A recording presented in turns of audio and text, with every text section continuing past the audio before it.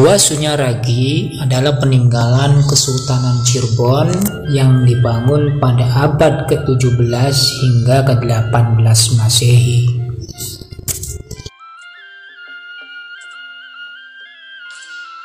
Gua Sunyaragi ini sebetulnya merupakan taman air ya, atau kalau dalam bahasa kekiniannya itu kolam renang lah begitu.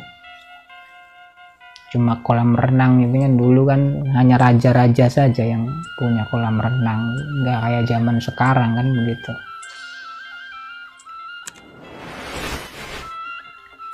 Memang secara tampilan gua atau taman air Sunyaragi ini di dalamnya ini memang ada beberapa bangunannya, yaitu beberapa bangunan air terjun buatan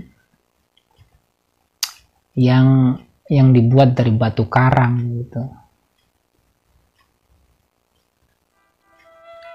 Namun karena di dalam komplek bangunan tersebut itu banyak gua-gua buatan atau lubang-lubang yang menyerupai lubang-lubang begitu, maka taman air ini atau taman sari ini oleh masyarakat Cirebon itu lebih populer disebut sebagai goa daripada sebagai taman sari begitu.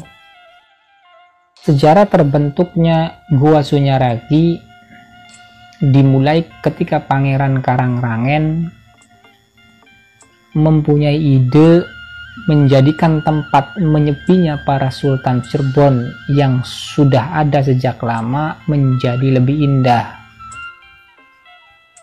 Nah, tempat tersebut ketika selesai dibangun nantinya dinamai Sunyaragi.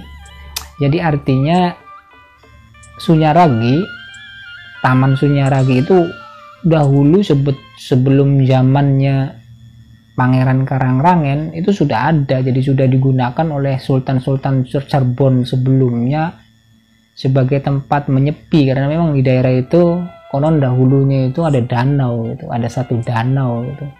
Danau itu dikelilingi hutan yang lebat, jadi Sultan-Sultan Cirebon dahulu juga memang sering menyepi atau sering di situ gitu.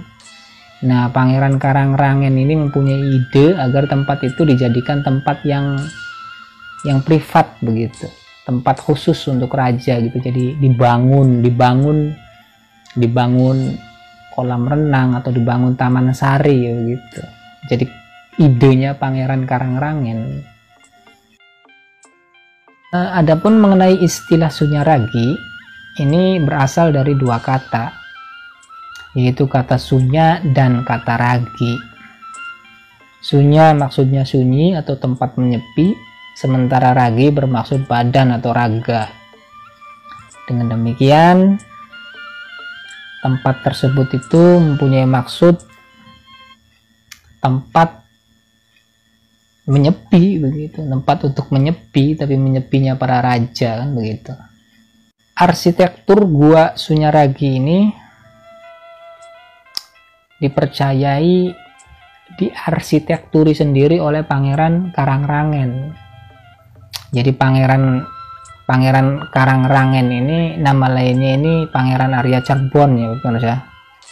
Jadi beliau ini anak kedua dari Sultan Kesepuan pertama. Jadi beliau ini anak kedua Sultan Kesepuan pertama dari permaisurinya.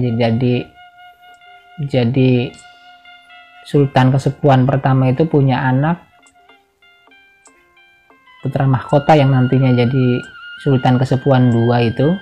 Kemudian dia itu punya adik, nah adiknya itu ya Pangeran Karangrangen itu. Jadi beliau ini bukan putra mahkota begitu. Menurut naskah Mertasinga, Pangeran Karangrangen atau Arya Cirebon ini membangun Gua Sunyaragi pada tahun 1696 Masehi. Jadi pada tahun itu pangeran itu membuatnya. Dan taman air ini pemirsa di zamannya itu sebagai taman air terbesar di Pulau Jawa ya. taman air terbesar di Pulau Jawa begitu.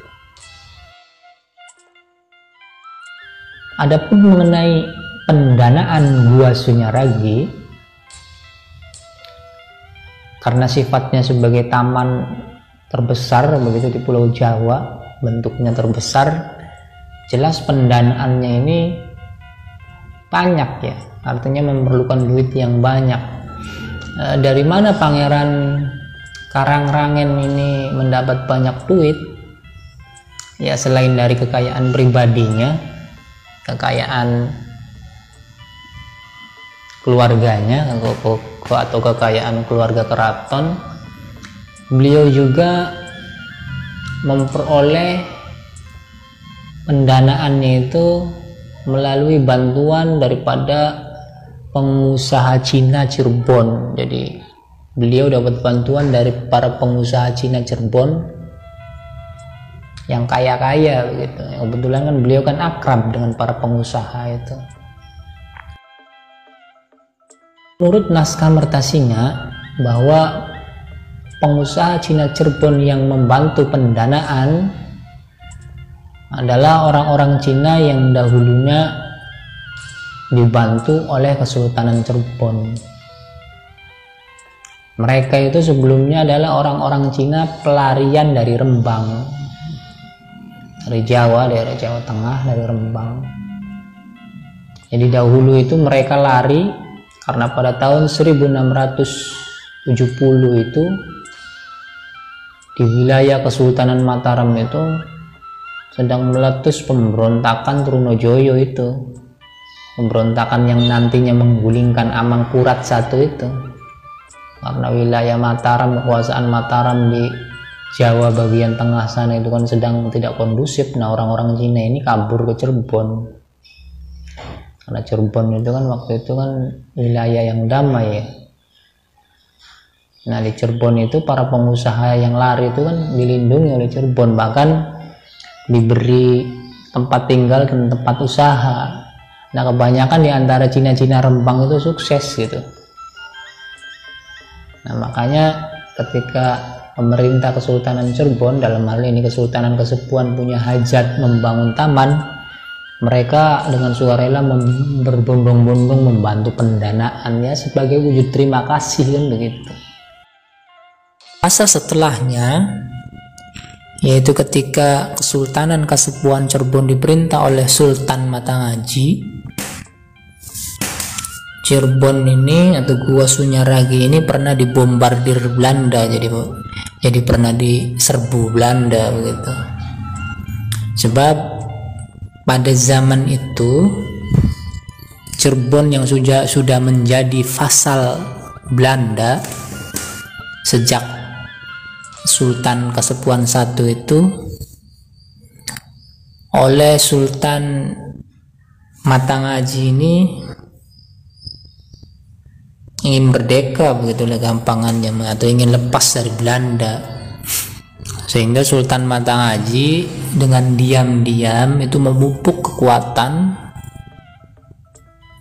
dan memupuk kekuatan dan banyak membuat senjata di Sunyaragi. Jadi Sunyaragi ini kan karena sepi, jadi dimanfaatkan oleh Sultan Matangaji sebagai basis atau sebagai bunker pembuatan senjata dan pelatihan tentara dalam persiapan menumpas Belanda dari Cirebon. Tapi rencana ini rupanya itu dibocorkan oleh pengkhianat, jadi oleh keluarga keraton sendiri dibocorkan. Karena bocor ya akhirnya Sunyaragi itu diserbu begitu.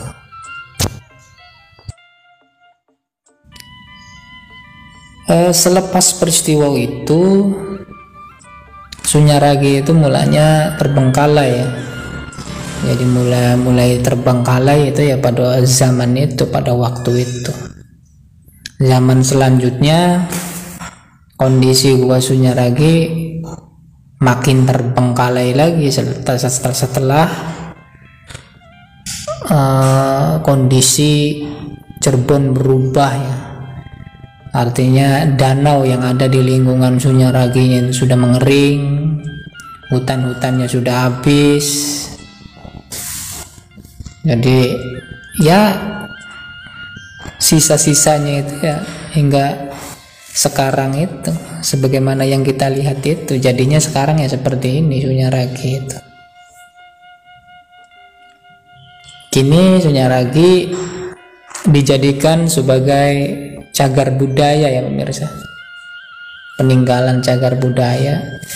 Jadi kalau Anda ingin mengunjungi Taman Sunyaragi ini atau Gua Sunyaragi ini, Anda datang saja, itu letaknya itu di pinggir jalan,